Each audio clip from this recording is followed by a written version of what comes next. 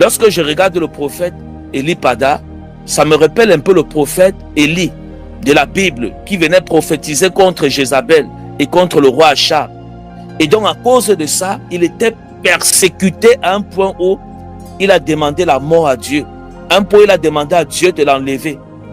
Un point où il a demandé à Dieu qui ne veut plus vivre. Il dit, je ne suis pas meilleur que mes pères. Amen. C'est-à-dire, vous voyez un prophète être tellement persécuté. Si vous avez la photo du prophète Élie Pada là, vous voyez un prophète être tellement persécuté au point où il dit à Dieu qu'il est fatigué, qu'il n'est pas meilleur que ses pères. Vous voyez un prophète être tellement persécuté au point où vous voyez, il dit à Dieu, Seigneur, je ne suis pas meilleur que mes pères, prends-moi. C'est-à-dire, le prophète est tellement persécuté au point où il demande la mort à Dieu. Alléluia. Jusqu'à ce que Dieu l'a suscité un héritier avant le temps. Donc lorsque je regarde le prophète Élie Pada, je vois en lui un peu le prophète Élie de la Bible. Pour ceux qui connaissent, oui, le prophète Élie de la Bible. Je vois en lui le prophète Élie de la Bible. Je vous dis la vérité par l'Esprit de Dieu. Et le prophète Élie Pada que vous voyez ici, Dieu est en train de l'utiliser comme un sacrifice pour la restauration de la Côte d'Ivoire. Mais beaucoup n'ont pas les yeux spirituels pour voir ça. Parce que dans toute la nation ivoirienne, Dieu n'a pas trouvé un homme qui pouvait avoir le cœur de parler au roi comme le prophète Élie Pada, qui pouvait avoir le cœur d'abandonner son église, d'abandonner, voilà, tout ce qu'il faisait sur place, d'abandonner la meilleure vie qu'il avait sur place, d'abandonner la belle vie qu'il avait sur place, pour aller se réfugier quelque part, on ne sait pas, pour parler au nom de l'Éternel. Dieu a cherché dans toute la Côte d'Ivoire, Dieu n'a pas trouvé. Je vous dis la vérité. Parce que la mission que Dieu a donnée au prophète Élie Pada, ce n'est pas une mission des bébés spirituels. C'est une mission que si on donne à beaucoup de pasteurs, à beaucoup d'autres jeunes prophètes, à beaucoup d'autres prophètes même, qu'ils soient majeurs ou pas, amen, ils vont mourir, bien-aimés. C'est une mission dure. Lorsque l'homme sort pour parler au nom de l'Éternel, vous sentez comment dans son esprit, il est rassasié des choses de Dieu. Est-ce que vous comprenez? Allez, vous sentez comment il est rassasié des choses de Dieu. Vous sentez comment il est rassasié des révélations. Et son histoire et la vie du prophète Élie Pada, ça me rappelle clairement et nettement la vie du prophète Élie dans la Bible. Il dit, Seigneur, je ne suis pas meilleur que mes pères, prends-moi. Pourquoi? Parce qu'il fuyait le roi Achab.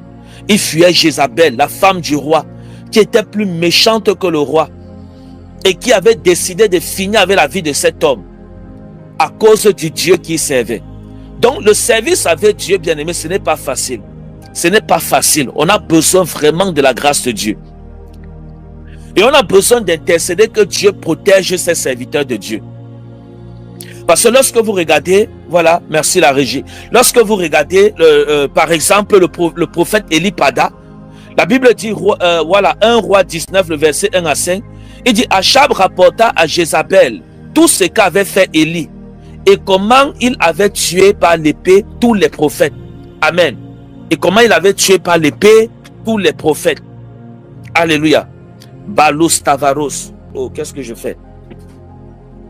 Voilà, le verset suivant dit, Jézabel envoya un messager à Élie, amen, pour lui dire, voilà, que les dieux me craignent dans toute leur rigueur, si demain à cette heure, je ne fais pas de ta vie ce que tu as fait à la vie de chacun d'eux. Merci la régie, amen. Vous voyez, c'est que la femme d'un roi décide. Il dit, Élie voyant cela, se leva et s'en alla pour sauver sa vie.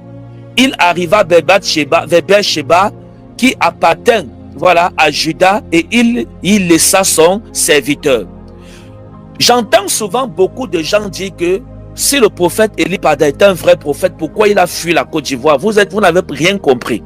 La Bible dit ici, pour lui, il alla dans le désert ou auprès d'une journée, ou après une journée de marche, il s'assit sous un genêt et demanda la mort en disant, c'est assez maintenant, Éternel, voilà, prends mon âme, car je ne suis pas meilleur que mes pères.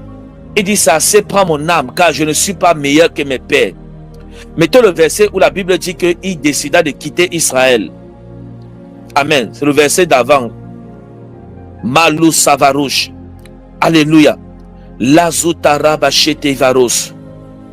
La Bible dit ceci. Élie voyant cela, voilà, Merci. Enlevez maintenant, mettez sa photo, que je parle sur lui. Voilà. La Bible dit, Élie, voyant cela, se leva et s'en alla pour sauver sa vie. Donc, beaucoup de gens se posent la question et demandent que, mais pourquoi le prophète Élie Pada, s'il était un vrai serviteur de Dieu, pourquoi il n'est pas resté en Côte d'Ivoire? Si Dieu l'avait vraiment parlé, il devait rester en Côte d'Ivoire. Non. Parfois, lorsque Dieu te donne les genres de missions, si c'est des missions compliquées, c'est des missions qui exposent ta vie, c'est des missions qui mettent ta vie en danger. Donc, lorsque le prophète Élie Pada a vu que sa vie était en danger, voilà, il a décidé de quitter sa nation. Amen. Il a décidé de quitter sa nation. Et la Bible dit clairement que Élie voyant cela, se leva et s'en alla pour sauver sa vie. Il arriva à Beth-Sheba, Amen, qui appartient à Juda. Il y laissa son serviteur. Donc même dans la Bible, lorsqu'un prophète voyait que c'était chaud, il partait se cacher. Parce que ça ne veut pas dire que tu es prophète, tu dois négliger ta vie. Non, tu fais les efforts de te protéger avant que Dieu fasse le reste après. Donc le prophète Élie Pada, que vous voyez ici, Dieu l'a utilisé comme un sacrifice pour la restauration de la nation, de votre nation. Dieu l'a utilisé, ça dit, c'est un messager. Ça dit, Dieu l'a utilisé comme, je ne sais pas comment je vais appeler ça, le mot m'échappe. Ça dit, il est comme un martyr. Est-ce que vous comprenez? Pour la nation. Ça dit que Dieu est en train de l'utiliser pour amener un grand réveil en Côte d'Ivoire et partout en Afrique. Dieu est en train de l'utiliser pour amener un grand réveil en Côte d'Ivoire et partout en Afrique. Parce que le Seigneur a également des grands projets avec lui. Et Dieu est en train de l'utiliser comme un sacrifice. Voilà pourquoi, quand je vois parfois, je tombe sur les vidéos de certaines personnes qui l'insultent. Je dis seulement que vous n'avez encore rien compris. Amen. Tous ceux qui l'insultent, vous n'avez encore rien compris. Lorsque j'ai essayé d'entrer dans le livre prophétique du prophète Élie Pada, j'ai vu qu'au moins 99% des prophéties qu'il a données se sont déjà accomplies. Vous pouvez imaginer un tel homme qui donne des prophéties et donc 99% des prophéties qu'il a données se sont accomplies. Salut la famille et bienvenue sur une autre chaîne InfoSur. J'espère que vous allez bien, que vous portez bien par la grâce de Dieu. Alors ici dans cette vidéo, vraiment je veux parler de quelque chose qui a bousculé beaucoup de chrétiens. Vous savez, il y a beaucoup de chrétiens qui sont dubitatifs par rapport au prophète Élie Pada. Il y a certains qui disent que c'est un vrai prophète, d'autres disent que c'est un faux prophète, d'autres disaient avant c'est un vrai prophète.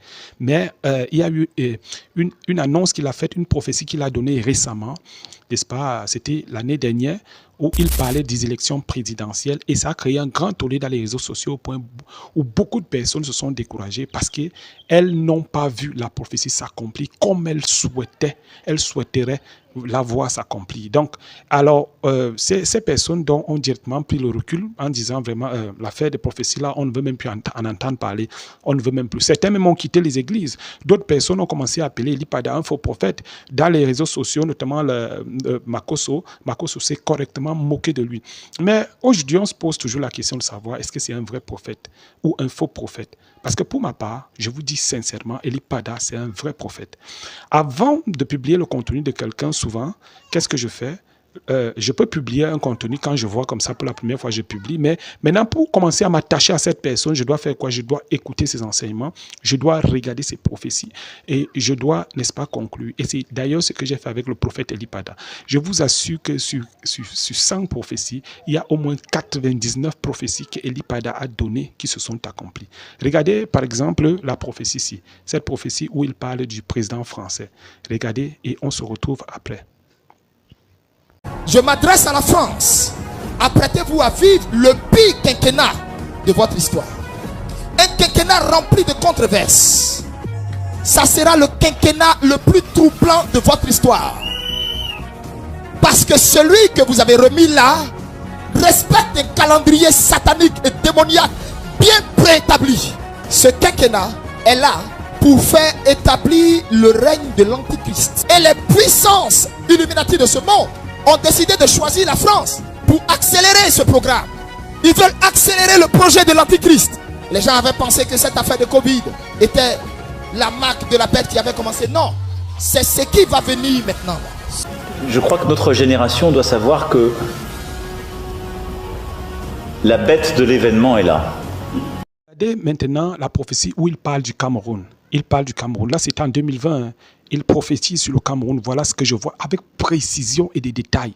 Et ça, c'est, n'est-ce pas, l'une des prophéties parmi tant d'autres. C'est deux prophéties parmi. Il y a tellement de prophéties sur l'AES. Je ne voulais pas donner pour que la vidéo soit... sinon, la vidéo allait être très longue. Il est sur l'AES, ainsi de suite, et tout ça. Et parce qu'il a donné une prophétie et on ne voit pas encore l'accomplissement. Et les gens commencent à douter. Les gens commencent à dire, voilà. Et c'est bon, en fait, ici, je vais vous balancer une vidéo, n'est-ce pas? Et on dit que c'est comme s'il y a un coup d'État qui se prépare contre la Côte d'Ivoire. Est-ce que ce n'est pas le coup d'État que ce genre de choses, cette prophétie va s'accomplir? Ou alors Dieu a ses projets? On ne souhaite pas que la Côte d'Ivoire connaisse un coup d'État. On ne souhaite pas que la Côte d'Ivoire, en fait, si c'est même le coup d'État, il faut que ce soit dans la volonté de Dieu. C'est tout ce que je dis. S'il y a même des choses, il faut que ce soit dans la volonté de Dieu. Sinon, tout autre bras ennemi, il ne faut pas que le bras de l'ennemi entre en Côte d'Ivoire. Les morts qu'il y a eu, je pense, c'était en 2010 ou bien, je ne sais pas, vraiment, il ne faut plus qu'il y ait ce genre de choses-là. Et vraiment que Dieu protège la Côte d'Ivoire. Moi, je vous laisse un peu écouter ça. Dites aussi en commentaire ce que vous en pensez par rapport à cette vidéo qui m'a vraiment fait peur. Ça m'a fait peur et ça doit encore engager les intercesseurs dans la prière. Shalom, on se dit à la prochaine pour une prochaine vidéo. C'est comme si j'ai vu, je ne sais pas moi, qu'est-ce qu'il y a eu là-bas, est-ce que c'était des élections, c'était quoi, mais ça créait un problème, un soulèvement politique. Parce que c'est comme si les gens criaient à la fraude. Les gens criaient à la fraude. Et ça créait mais un soulèvement dans le pays du Cameroun. C'est ce que j'ai vu. Je répète, c'est ce que j'ai vu. C'est ce que j'ai vu. C'est ce que j'ai vu. Ce que j'ai vu ne sont pas de bonnes nouvelles. L'homme que vous insultez aujourd'hui, cet homme dont les paroles du Seigneur dans sa bouche sont d'une fiabilité après ce que 95% avaient annoncé depuis 2020. Comme vous pouvez le remarquer en ce temps-là, il n'avait ni les cheveux et la barbe qu'il a aujourd'hui, cette transformation physique au point de ressembler à son Seigneur. À cette époque, déjà le don de prophétie se manifestait déjà avec lui avec une pertinence incroyable. Regardez ce qu'il avait annoncé sur le Cameroun et les détails de ce qu'il dit.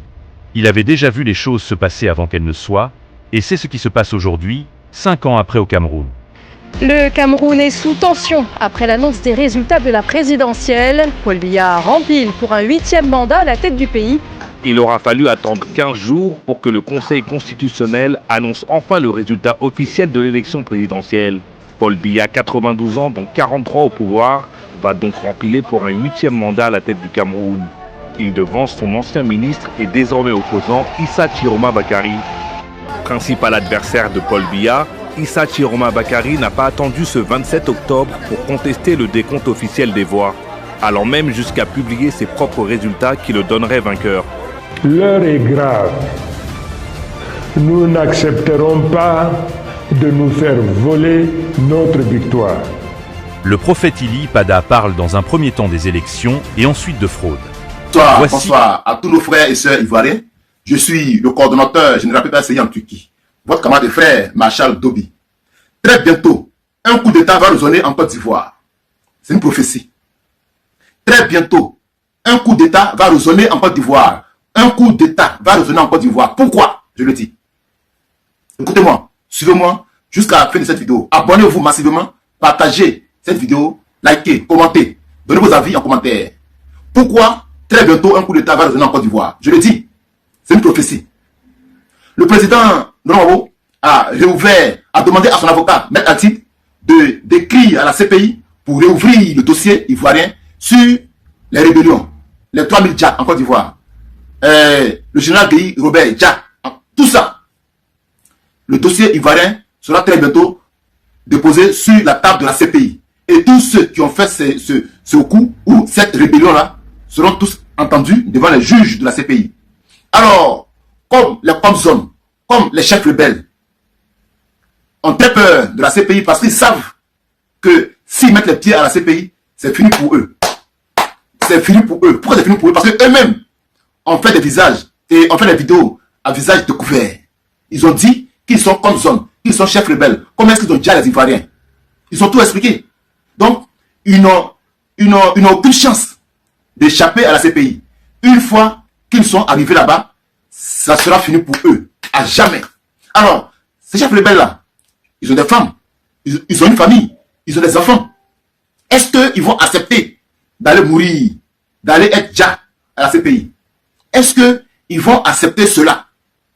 C'est ce qui va entraîner très bientôt un grand bruit de coup d'État en Côte d'Ivoire. Parce que ces chefs rebelles, ces femmes zones qui savent beaucoup de choses sur le dja du général Robert Gueye, sur le dja des 3000 en Côte d'Ivoire.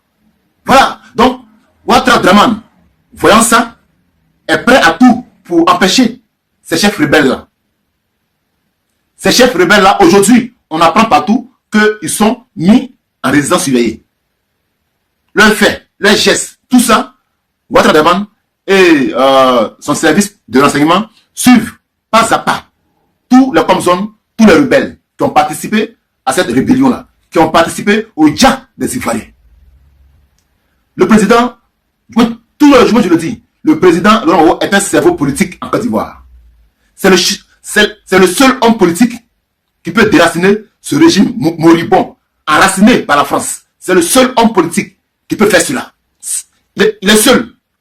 Il a dit en octobre, le 25 octobre, que ces élections-là, ça, on doit appeler ça un braquage électoral.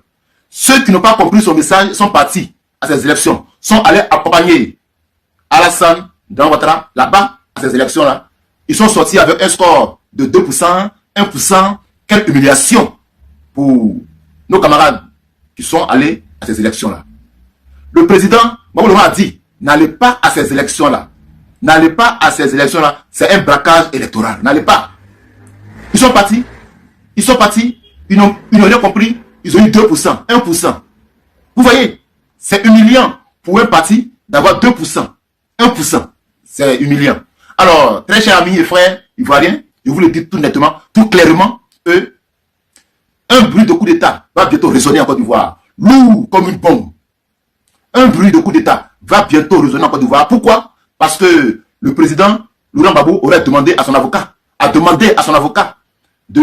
d'écrire à la CPI que la CPI ouvre le dossier ivoirien pour savoir quels sont ceux qui ont fait les 3000 dja, quels sont ceux qui ont déraciné le général Robert Gueye, quels sont ceux qui ont fait tout ce qui est obscur et sale pour la Côte d'Ivoire. C'est ça. Actuellement, le chrono est déjà en marche. Qui va voir ce qui va venir en Côte d'Ivoire très bientôt? Bientôt, les comzones, soit ils vont s'exiler eux-mêmes, les chefs rebelles, soit ils vont s'exiler eux-mêmes, ou eux aussi seront dja. Parce que, on le connaît, un homme qui a très peur de la prison, un homme qui a très peur de la prison est prêt à tout pour ne pas aller en prison. Il est prêt à tout pour ne pas aller en prison. Alors, mes chers amis, donnez vos avis dans les commentaires. Qu'est-ce qui va arriver très bientôt au régime qui n'est pas du tout légal, ce régime que les Ivoiriens ont combattu le 25 octobre 2025 et qui ont été dja par le gouvernement de M. Alassane Ouattara. Très bientôt, un coup d'État va résonner parce que les comzones, les chefs rebelles vont refuser de partir à la CPI. Et leur seule chance, c'est de renverser le régime de M. Alassane Ouattara. C'est ça. C'est ça leur seule option. Tant que Ouattara sera aux affaires, les comzones ne seront pas en sécurité. Ça, c'est impossible. Parce que la CPI, là-bas, c'est la vie ou la mort. Donc, Ouattara ne va jamais accepter cela. Alors, chers frères et sœurs ivoiriens, je suis le coordonnateur général PPCI en Turquie, votre camarade et frère Marshal Dobi. Abonnez-vous à nos pages, partagez nos vidéos, commentez, likez et donnez toujours vos avis. Ces bureaux tout à l'heure deviendront votre lieu de prison. Et la famille, écoutez la vidéo jusqu'à la fin, n'oubliez pas de vous abonner, merci. Et nous devons en parler. Les tyrans qui se sont levés aujourd'hui contre la justice, la bonne cause, il faut qu'on en parle. Et pendant que je parle de cela, je vais appeler les choses par leur nom. Alassane Ouattara, les ministres qui t'entourent, les députés que tu as envoyés à l'Assemblée nationale en cette année 2026, les directeurs généraux qui occupent les places les plus importantes au sein des entreprises en Côte d'Ivoire, tous ceux qui constituent les conseillers à la présidence, les hauts-chefs gradés de l'armée ivoirienne, y compris les journalistes, ceux qui occupent les postes les plus importants, ceux qui se mettent devant la presse, devant les caméras, pour défendre le faux et l'envoyer très loin, chercher à justifier l'intérêt du tyran qu'est Alassane Dramane Ouattara. Voici venu le moment où la verge est venue à vous. Oui, oui, la verge est venue à vous.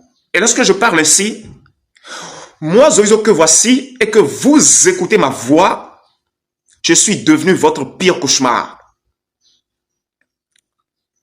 Oui, dans le passé lointain, vous avez entendu parler de certaines colères, de certains messages où nos frères et sœurs d'alors annonçaient la colère de Dieu sur la Côte d'Ivoire. Récent, par des personnes les plus nobles choisies par mon père au sein de cette nation de la Côte d'Ivoire, de leur bouche, vous avez entendu parler des choses. Eh bien, préparez-vous, car le moment est arrivé. Oui, le moment est arrivé. Les députés qui sont à l'Assemblée nationale de la Côte d'Ivoire, les sénateurs qui sont assis, oui, dans leurs bureaux respectifs, ici en Côte d'Ivoire, ces bureaux tout à l'heure deviendront votre lieu de prison. Et vous ne pourriez point bouger le petit doigt. Et le tyran qu'est Alassane Ouattara, je t'ai appelé à plusieurs reprises, je t'ai averti à plusieurs reprises dans beaucoup de vidéos. Dans le mois de novembre précisément, dans le mois de décembre et dans le mois de janvier. Pendant ces 3 mois, j'ai fait des vidéos, je t'ai averti. Oui, de ne pas prêter serment, car si tu le fais, le pouvoir t'écrasera. Je l'avais dit ouvertement. Mais non, lorsqu'on entend par ici, ça sort par là. Oui. Et nous sommes rentrés dans le mois de février, malheureusement pour vous. Vous êtes scellés et vous ne pouvez jamais quitter ce cercle-là. Les personnes dont j'ai appelé le nom, les responsables dont j'ai appelé le titre, préparez-vous, car tout à l'heure seulement, vos sangs vont joncher les rues. On verra la chair de certaines personnes à côté, à bord des caniveaux. Et d'autres, on verra leur corps dans les rues, remplis, envahis par des mouches. D'autres, on va vous voir dans des zones, les quartiers des plus pauvres, où l'on vous traite comme des fous. Et d'autres, on vous verra sur des ondes télévisées, du moins sur les réseaux sociaux, et on verra ce que vous êtes devenus. On verra ce que vous êtes devenus. On verra ce que vous êtes devenus. Car vos nudités seront révélées. Et ça a déjà commencé. Parce que malheur pour vous, nous sommes rentrés dans le mois de février. Et ce mois, c'est le mois de la gloire de Dieu. Oui. Le peuple de la Côte d'Ivoire, vous qui avez été si tant persécutés par le tyran. Oui, si vous avez des tam-tams chez vous, des tambours chez vous, des guitares chez vous, allez donc les chercher et jouer de la bonne musique. Jouer de la bonne musique et savourer la gloire du Christ. Car aujourd'hui, il est temps que la gloire soit manifestée. Il est temps, ne les calculez plus parce qu'ils n'existent plus. Ne les calculez plus parce qu'ils n'existent plus. Non, ils n'existent plus. Un vent violent a déjà soufflé et les a balayés loin. Ne les calculez plus. Il y a déjà eu la pluie abondante qui a déjà nettoyé tout ce qu'ils ont laissé comme ordure. Et les mauvaises odeurs qui dégageaient de leurs actes ont disparu. Alors pourquoi donc les calculez-vous encore? Ne les calculez plus. Commencez désormais à préparer la place au grand roi de tous les temps, car il est paru. Il est paru. Il est paru. Et son apparition, qu'est-ce que ça représente? La paix éternelle, la joie éternelle, la libération définitive, que dis-je? La liberté éternelle. Oui, Soyez bénis tel que je le suis et n'ayez peur de personne. Ils vont se lamenter, ils vont se lever et se jacasser, démontrer la puissance qu'ils ont et ils seront frappés devant vos yeux et vous les verrez. Vous les verrez, vous verrez leur chute, vous les verrez. Je vous le promets, vous les verrez. Et c'est pour quelques jours seulement. Vous le verrez, hein? C'est pour quelques jours. Je vous le promets. Merci d'avoir suivi cette vidéo. Si vous avez aimé le contenu, abonnez-vous à la chaîne et activez la cloche pour recevoir toutes nos prochaines publications. Laissez aussi vos avis dans les commentaires. Vos retours comptent énormément et nous aident à améliorer chaque nouvelle vidéo. Merci pour votre soutien et à très bientôt.